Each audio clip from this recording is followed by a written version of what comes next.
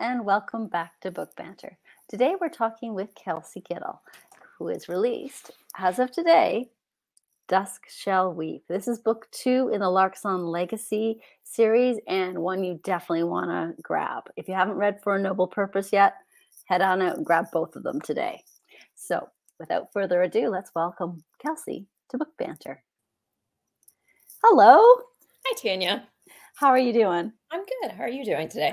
I'm doing really well. How is publication day going? It's going well. Very busy.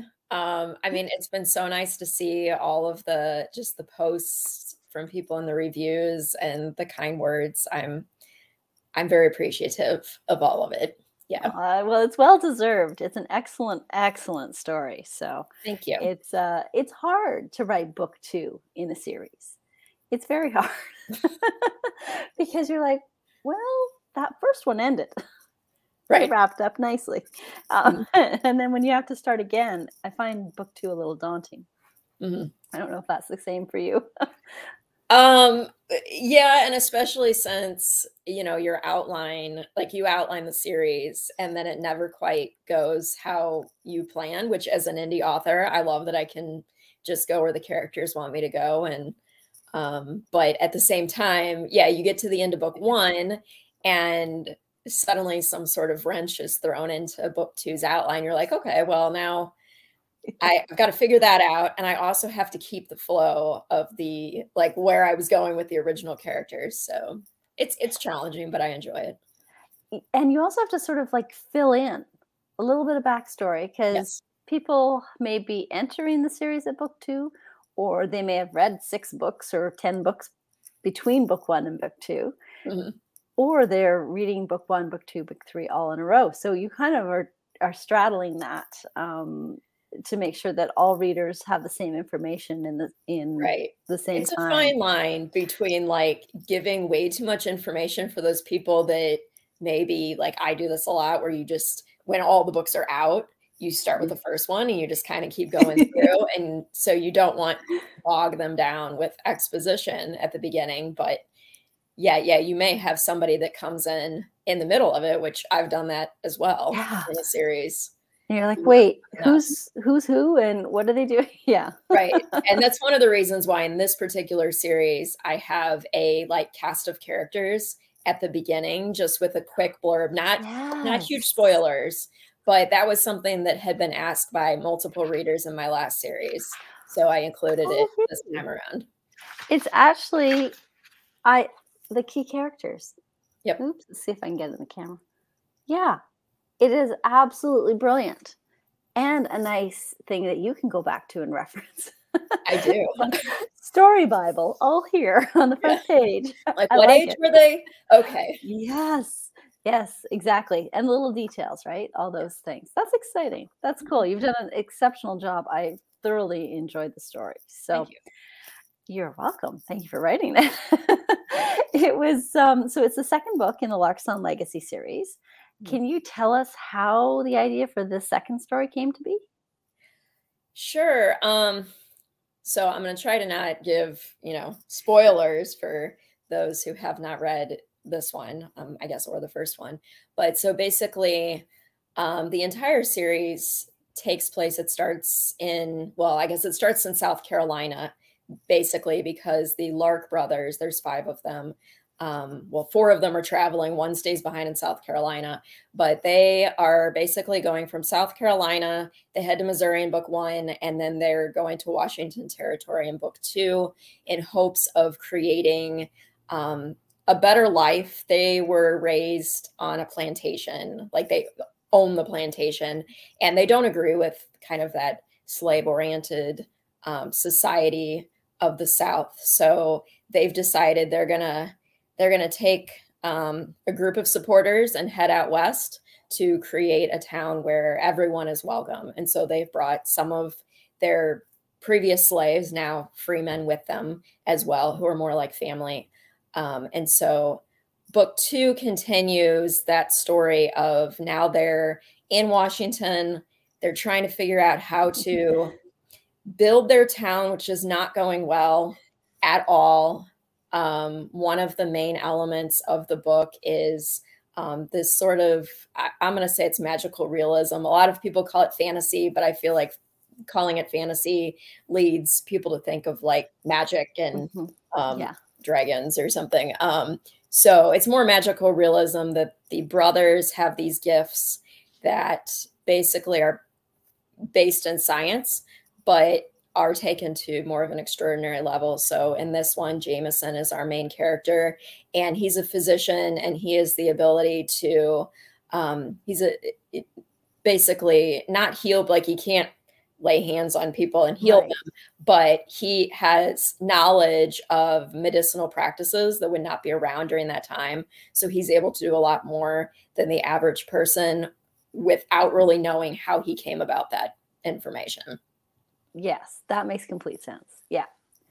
Yeah. And it's really cool actually how each brother has that skill, that talent, that's unique to themselves, and the way that you walk them through their struggles with those as well is really such, considering that it's like a superhuman thing that they have. The reality of what they have to go through day to day is so blatantly human. It's the and I really wanted to show that even though they have like these skills, that is not necessarily just an immediate cure for things. Like they still have to work for stuff. It's not like in a superhero movie where, they just, come out, use their powers, and they're good to go. Like they really have to think through it, and they have to work together. They can't be an island. And I mean, they also have to have a lot of faith and trust in God to get them through these trials as well. It makes them so human, and it makes them, it just comes across so nicely. So, yeah, you have to read it to understand probably, but it does. I love that human element of, even though something could be outside the norm, the human struggle, the human celebration, all of it, all the emotions are there. So that's pretty cool. I love that. And the characters are very distinct individuals on their own. They're very fully fleshed out with their own beliefs and their dreams and their ideas, and also their ideas about how quickly the landscape of the Washington Territory is changing. Now, Dusk Shall Weep predominantly follows Coraline Shea and her dwindling view of the world around her. What helped you shape the storyline of Coraline's degenerative eye condition and her understanding of how her life was changing? Sure. So, and this is a little bit of a spoiler if you haven't read the first book, but not too much, I think. Actually, it may help when you read the first book to know that Coraline has this degenerative eye condition that slowly causes her to go blind.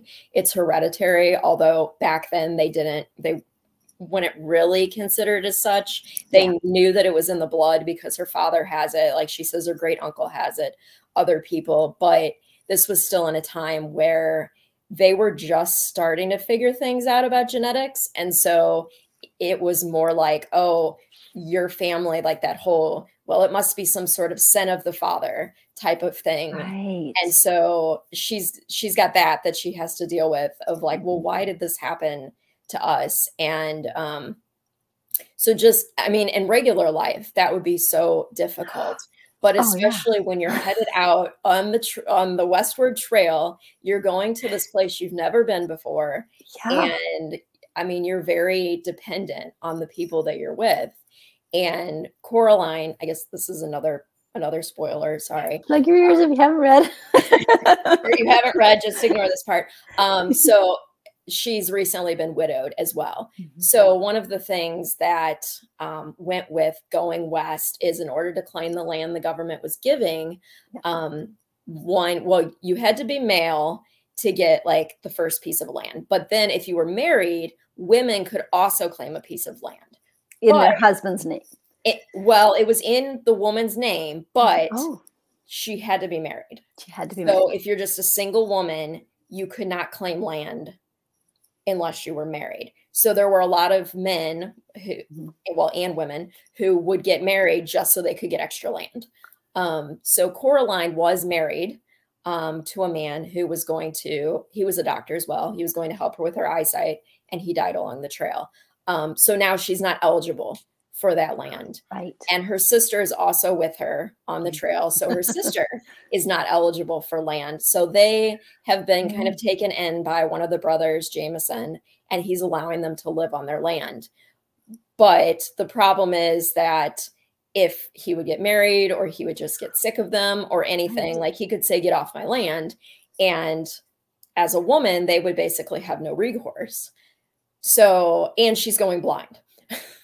And they're in the middle of nowhere. And they're in the middle of nowhere. So she's in a pretty sticky situation here, in that she's like, okay, I've got to figure this out. So basically her goal is to trick Jameson into marrying her so that it's all legal. He can't leave her, but he doesn't know she's going blind. So, you know, there's a lot of secrecy behind that. To get back to your original question, I've gone off track. That's okay, because that was good background. So when researching this, Coraline's story came about because I was actually, I had heard about this family who, I was reading an article about this family who had, and I forget the technical medical name. It's in my author notes. But basically this degenerative eye disease, their whole family had it except for like 2 of them. And there were like 5 kids in the family, I think, something like that.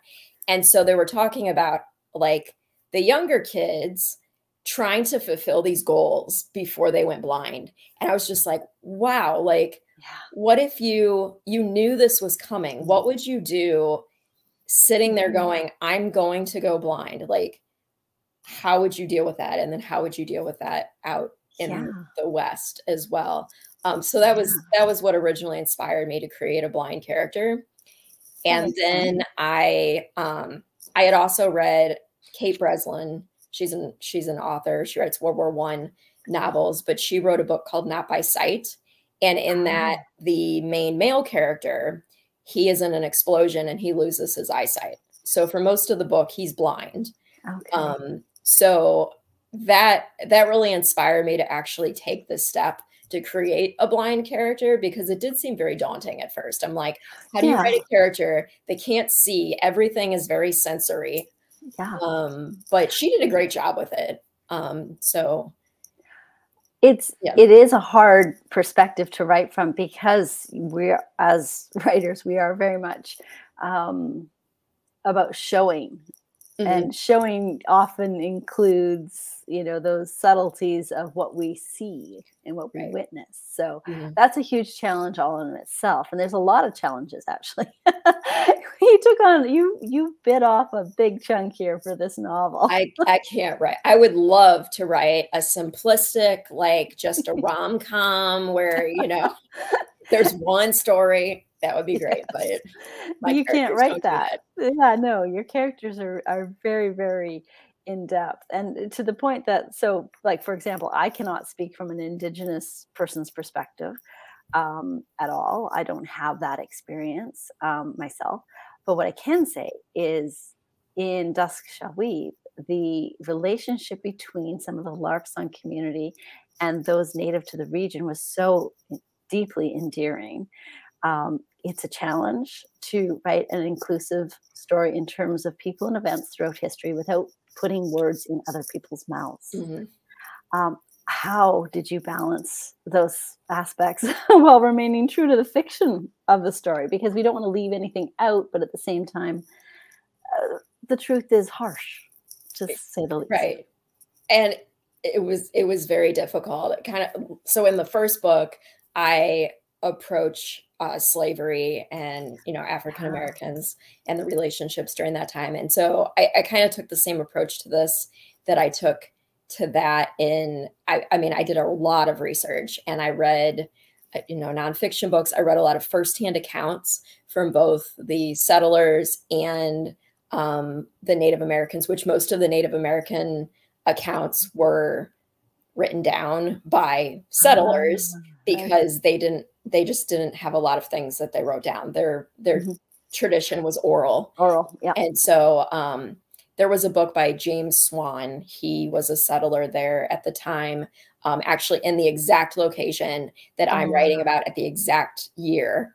Oh, so that's handy. And well, it actually helped me to determine which year I was going to write in, because I found the book prior to writing book 1, and I'm like, okay, that's great. Like, it's giving me the exact year. But in his book, it was called The Northwest Territory, or sorry, The Northwest Coast, or 3 Years in Washington Territory. And he detailed all sorts of information about what the landscape looked like, how the Native Americans were, and it was primarily the Chinook tribe.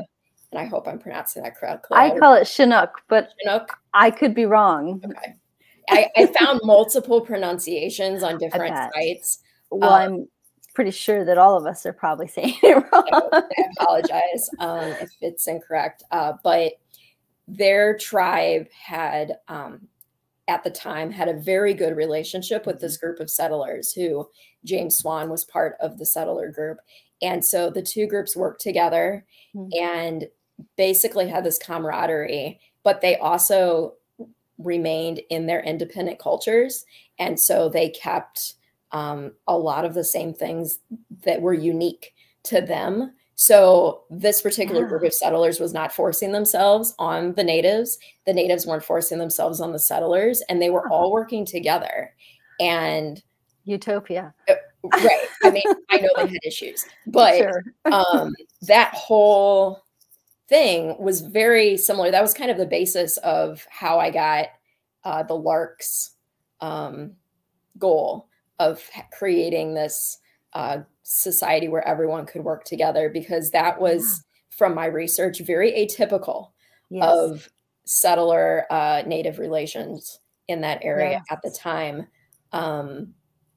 But it was so interesting to learn about all the different cultures, because there were many tribes up in that area, and they had similarities, but each one had its own unique culture. And so I had to read about a lot of them before I finally decided on the Chinook. Yeah, which one you're going to go with. Yeah, I could see that. And they were a little more peaceful, it seemed like, than some of the other tribes. So that was another reason why I chose them. They were not involved in the Puget Sound War and the Battle for Seattle, which is the battle that is at the end of Dusk Shall Weep. That's one of the main historical features of the novel. So I kind of had to take a few liberties, but they were around, which they probably were. They were probably around, but they may not have been a pushing force. Yeah, they had been approached by other tribes to join, and they said no. Yeah, I could see that. I could see that. Yep, that makes complete sense. So, speaking of the history, then, what elements regarding the Washington Territory were based in historical fact? Well, so I tried to base as much as I possibly could in history, especially just going back to the Native Americans again.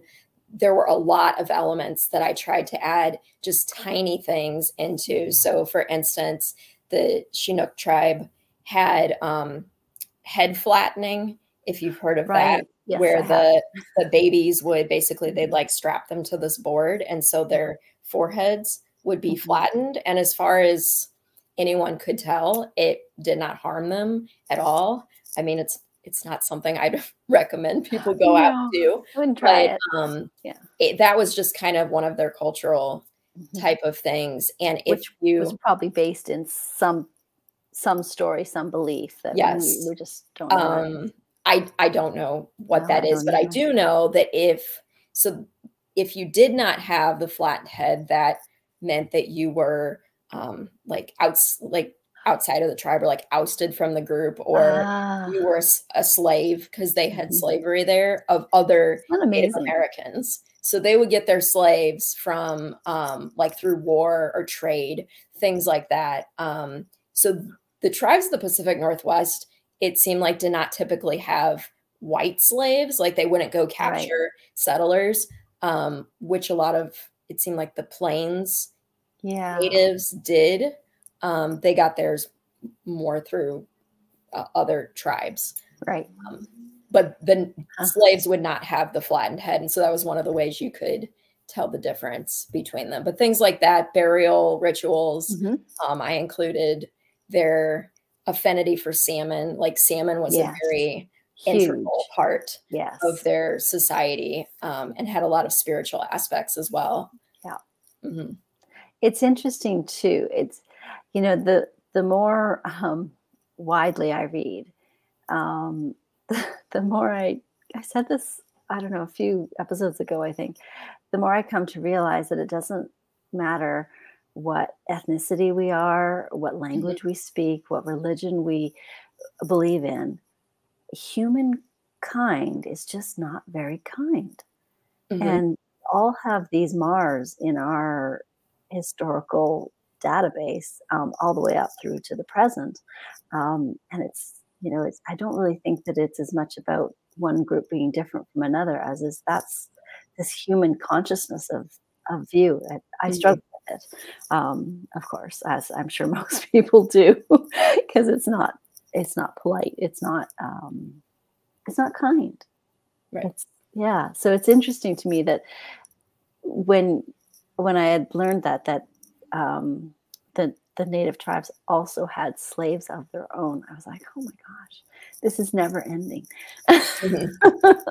So very interesting to read about. And I mean, that's one of the things that I really wanted to emphasize in this novel was more the similarities than the differences. And that a lot of, I mean, a lot of the things they were fighting over back then were simply over people being different or misunderstandings. Yeah. A lot of the things that we're still fighting over now, and that it's just completely unnecessary. And so like the tribes and the settlers were able, when they came together as a community, they were able to get along and realize, okay, we have different religions, we have different cultures, but at our heart, we're the same.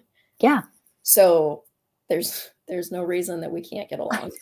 It boggles my mind. We are very slow learners, apparently, because that's exactly it. It's such a fascinating aspect, and sad as well. It is sad. So, and I thought this was interesting too, how you touch on Coraline's presence in, and this is sort of bringing it through to what was and what is today acceptable. And sometimes when we write historical fiction, we are writing in the era that the story is set in. So Coraline's presence among the men, both the tribal and the Larksong members, would have been virtually unheard of back then in the 1850s. So it doesn't always jive with today's sensibility. So I thought you might want to discuss how women might have actually been involved in the community in the mid 1850s, because it was an anomaly because I won't give a spoiler. There's a very particular scene that you're referring to, and I know what you're referring to. And in that instance, yes. And I do put this in my historical notes as well, that for that particular area, that was still very much a man's world back then. And I feel like it's a man's world now, which we can go into feelings on that at another time.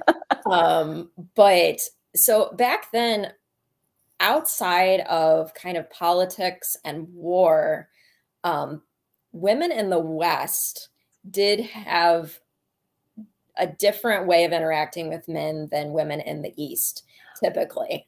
Oh, interesting. They were much more involved in their communities, both in the natives and in the settlers. So like out back East, I would think most people are familiar with, you know, your standard women are, you know, more the wallflowers, and they do what the men tell them to do. And they needed to get married, and which I guess in this case they still needed to get married. But they had more say in things simply out of necessity, because in order to create your claim and raise a town, I mean, men could not do it on their own. They needed the women and the children once they got old enough as well. So women were very involved in all the aspects of their claim. They would help their husbands in the fields, and as well as taking care of the children and going into town. And when you're setting up your town, like if it was just as the Larks are, just 3 or 4 groups, I mean, everyone had to pitch in and take care of things, because otherwise your town would fail. So it couldn't be like back east. If the men were like, woman, sit here and don't help me. It's not a lot of front porch sitting. you're going to be headed back east pretty soon, because you're going to fail. Right. With the native tribes also, and there's just such a great diversity between like the Pacific Northwest tribes, the Plains tribes, the Eastern tribes. Like, so I'm not even going to try to go into all of that, but from everything I read, like with the Chinook, they the women were very involved in their society and worked alongside the men. They learned how to canoe and swim and fish and do all of those things, but they also had division of responsibilities as well. So like the men would primarily fish, they would bring it home, the women would prepare it, they would make like the fish oil and things for the winter. The women were in the traditional role of taking care of the children, taking care of the house, whereas the men would go off to war. They would go off to like the tribal councils to negotiate different things. So at this time, there were several consuls where Governor Stevens, who was in charge of that area from the American government, and the natives were getting together, and they were talking about like reservations, and basically the government was asking them to give up their land and offering them things that they had no intention of giving them. And it was very sad. And so the men would be the ones that would go to those consuls, and while they were gone, the women would stay home, take care of the children, kind of get things ready for the men to return. But there was, from my opinion of doing my research, it seems like the Pacific Northwest tribes were more in union, like men and women were more in union than some of the other areas. But war and politics were still mostly the men. Interesting. So that West Coast vibe was happening way back when. Just the slower pace of life, apparently. Interesting. And I guess it's part of me wonders how negotiations and whatnot would have been different if the women were allowed to be a part of it. That's a great question. Right? Like, wouldn't you, like the intuition alone of, the reading the room, the reading of, the body language. Well, and another issue that they had was that the natives were given an interpreter. So there was a language called the jargon that they had.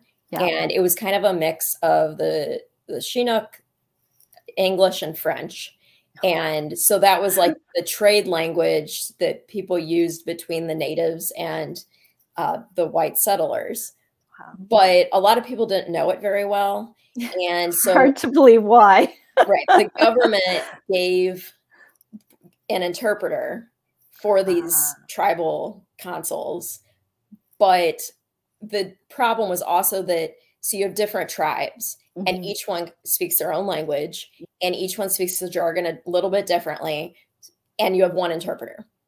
So they weren't necessarily interpreting everything correctly. People weren't understanding, and that was how a lot of the natives ended up losing so much land and so many things. Because the interpretation wasn't apples to apples. Yes. Okay. I'm sure that was used to the advantage of some. Now, one thing I did find really interesting, not to get off topic, but the Maka tribe, again, I think that's how you say it. They're like way up, Makah. Okay. I don't think I've heard that one. Okay. They're like up in the like peninsula off of the west coast of Washington. Oh, okay. And their tribe asked specifically in their negotiations, I think they were I don't want to be quoted on this, but I think they were one of the first to say, okay, we're willing to go on this reservation on our land, but we want to maintain rights to whaling, to Wow. hunt the whales. And basically they wanted indefinite rights. So I looked it up and they still have those They rights still have today. it. They're like the only ones that are allowed to whale. Interesting. Mhm. That is interesting because there are, I know with fishing, not big Yeah. whaling, but fishing and that there are still rights in place. But whaling, Yes. that was They're like the there only ones that because everybody else probably went, yeah, whaling, that's hard. uh, That's not an easy. that was one of the rabbit holes I fell down while researching. Was I started I reading about bet. like how to go whaling and like what they did when they brought the whale in and how they cut it up, and none of It that's is, in my book. So if you're no. interested in that, I don't know, read Moby Dick. Yeah. But it was interesting, even though I don't have it in there. It is interesting, and it is because they use every single part Hmm.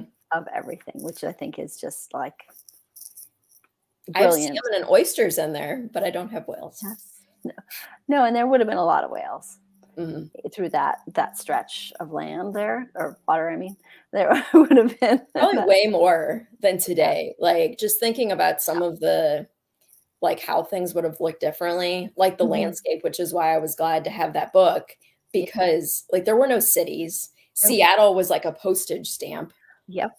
Um, it would have just looked so different. Well, in Seattle and Tacoma were from early on. We're battling out for who was going to be the city, Mhm. right? Who was going to be the capital, and so I think how it went, if my research brain is remembering correctly, is Tacoma got the train station, which they thought that that would guarantee them the capital, Mhm. but Olympia actually is the capital.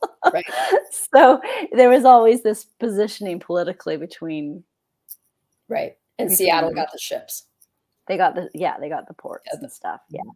yeah. So it's yeah, but Seattle's also built on a whole lot of It's on marshland. it's not really sturdy. It's the same thing. So in my next book is in San Francisco, and it's the same Ah, sort of thing where like all these ships came into San Francisco for the gold rush, and then they just abandoned them there, and so they sunk a lot of them, and like half of like the San Francisco by the harbor right there is all built on like basically like a trash heap over the yes. harbor. Yeah, that's the same as Yeah. Seattle. Yeah, Seattle's waterfront. Okay. Because they also had to regrade. So they had huge hills in Seattle, and so they took them all down, and it was a big deal. But yeah, and just dump it all, create land, build stuff on top of it. Hmm. I'm sure we've been doing Sure, that that for won't a be a while. problem ever. Not ever, not an earthquake country, not ever. It is quite funny. Uh, until it's not, I guess. I actually really loved how you incorporated the names and the stories that were true to the Chinook people. Um, and as like any story, the gift is in speaking it so that you can keep it alive. Would you do us the honor of retelling us the Chinook story about the sea monster destroying the earth? Sure. And yes, as you said, all of the Native American names in my book are real Native American names that were used during that time. I got them all from that 3 years in the Northwest Territory book. They are the stories of the people, like how the characters act, are not necessarily like Right. real people. I just used the names so that I knew they were accurate. Yeah, Um, authentic is and it right? beautiful. It's another language, so I didn't want to make up names Yes. that meant something Right? Yeah. inappropriate. Um, Yeah, because you never know, right? When you don't right. know the language. Yeah. Yeah, they're beautiful names. Yeah. Mhm. But the so the story of the sea serpent that I talked about. So just to give some background on this, and this is where so the brothers and they have their gifts, and they talk about how there was a shipwreck up in the Pacific Northwest in 1700, and that's where like whatever happened during that shipwreck is what gave the families their gifts. And so I got that idea from the Cascadian Fault line that's up there. And that was the last time that it went off. So 1700, there was this massive earthquake, which caused a massive tsunami that went all the way to Japan and also went like wiped out a whole bunch of that area right there, Washington, Oregon. And so there were a lot of native tribes there. And basically anyone that did not get up into the mountains was wiped out. So there's one tribe, Ozette. I have it in my notes. In the book? It's in the historical notes. Okay. But they were covered by a mudslide. And so they're excavating in 1970s. They started excavating this, and it's like really well preserved under there of these lodges and everything. And they're still excavating it now, but that was caused due to the tsunami. And so basically one of the ways that, and this is true of mythology throughout history, one of the ways that the natives explained this was it was the spirits, because for them, everything on the earth has a spirit to it. Yes. And so they're one with the spirits, respecting the spirits. And so for them, this whole fault line issue, because in 1700, they didn't know what that was. No. Was caused by a sea serpent that became angered and basically came out. So the earthquake would be coming out of the ocean, like through the ocean. And the tidal wave was the sea serpent coming down on the land in its fury, because somehow they had angered those spirits and basically wiping everyone out. And so I took that story and I expanded on it for purposes of my story and turned it into one of the ancestors. I'm not going to go into whose ancestor or anything, but basically one of the ancestors, it becomes pregnant by totally normal means, but it occurs at the same time as the tidal wave and everything, the tsunami. And so they are blaming the sea serpent and saying, oh, like you've been impregnated by the sea serpent. And so she then kind of becomes ostracized. And so her child is no longer allowed to have the flattened brow. Oh, yeah. So part of it is her descendants trying to regain honor for their family. That's right. I forgot that part. That's right. And Ozette was right. Interesting. It is fascinating. It really is. And I assume that you already said how the book, the title of the book, it had two titles. What was it again? The 3 years in... Oh, it was the Northwest Coast or 3 years in Washington Territory. Okay. And James Gilchrist Swan. Okay. And that was your number one source for inspiration and research. It's very detailed. So if you want to learn a lot about 1853 in Washington Territory, I would highly recommend that book. Oh, that's interesting. It's free online. Oh, really? Okay. Yeah, 1853, I guess, you know. Copyright has run out on that one.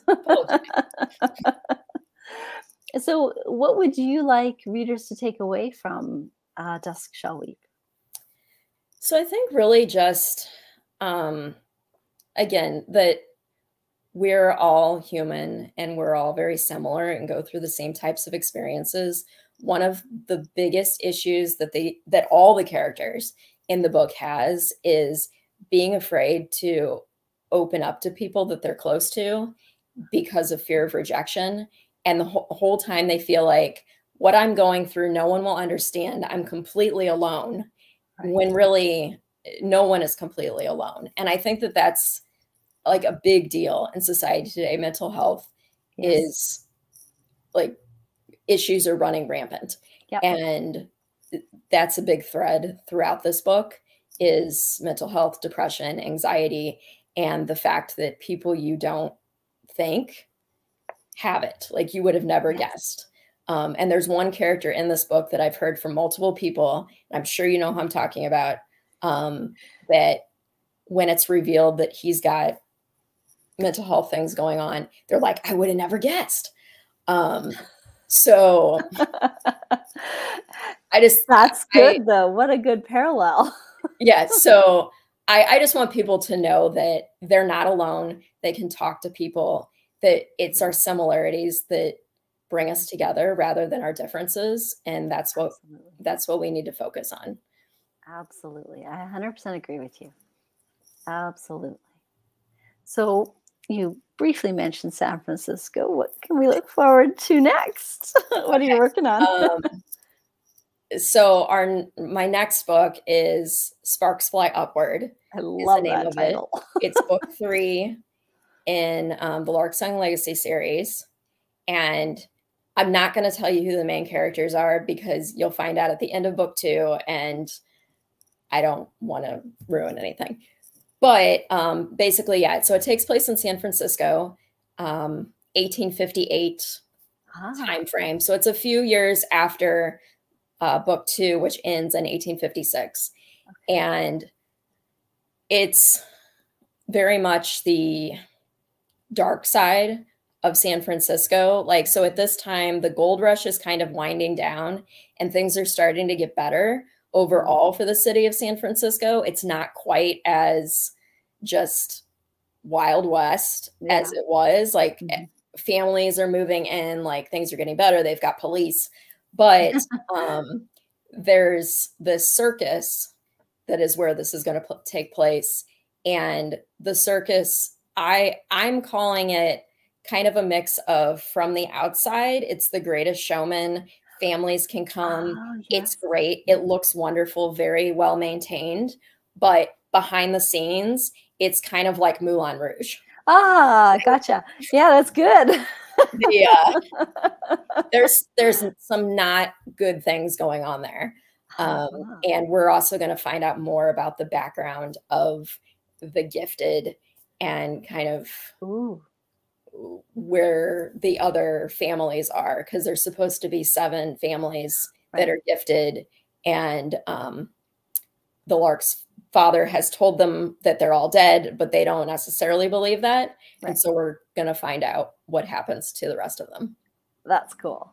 Oh, I'm looking forward to that. When do we have an ETA on that? No pressure.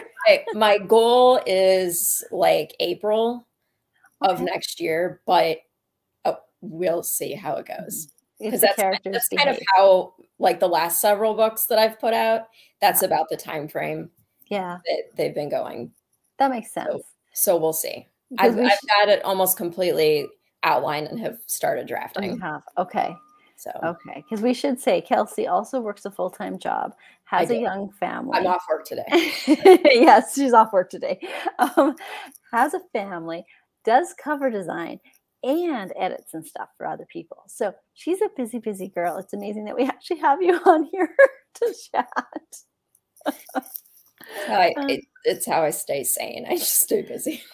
Stay busy, yes. And if there is any indie authors out there looking for cover design, pop over to Kelsey's website as well.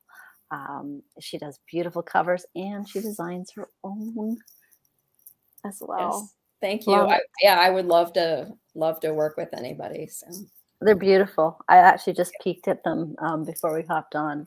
I have a few more that I'm not allowed to share yet, and I'm very excited for these authors' books. But yeah, I can't share them until they share them. Yeah, so. Yeah, exactly. So the last question I have for you is, what are you reading now? So currently, I'm going to say 2 things. One, I've been reading a lot of like cheesy rom-coms lately. Like lighthearted. Those Christmas movies, they're kind of like that. But that's also because book 3 in my series is darker than, it's still clean. Let's just say that, but it's it's just heavier The tone than the other yeah. ones. So I've been reading a lot of That fluffy makes sense. You've got to books. balance it out, right? But I'm also reading your book right now. I'm Oh, reading right, yeah. I'm beta reading. So that is going very well. I'm enjoying it. Good to know. I would say so far I'm liking it more than the first one. Oh, really? Interesting. Interesting. Huh. Interesting. Okay. We've had a few really positive comments so far about it. So I am pleased with that because it was not an easy labor. Okay. It did not want to be easy at all. So, but that's the way it goes sometimes. Yeah. So far, I'm enjoying it. So I'm interested to see what happens. That's a good thing. That's a good thing. I'm interested to hear your feedback because it always makes it better. So this is publication day today for Dusk Shall Weep. I hope it goes really, really well and you get to celebrate with your family tonight. It's a beautiful book. It really is. It's not just the cover, but the story is a very beautiful, touching story. So thank you so much for sharing it with us. Thank you. Thank you for having me on today. Thanks for joining us. It's always great to chat with you. So until next time, friends, grab a new book. All right. And settle in for a good read. Bye, everyone. Thank you.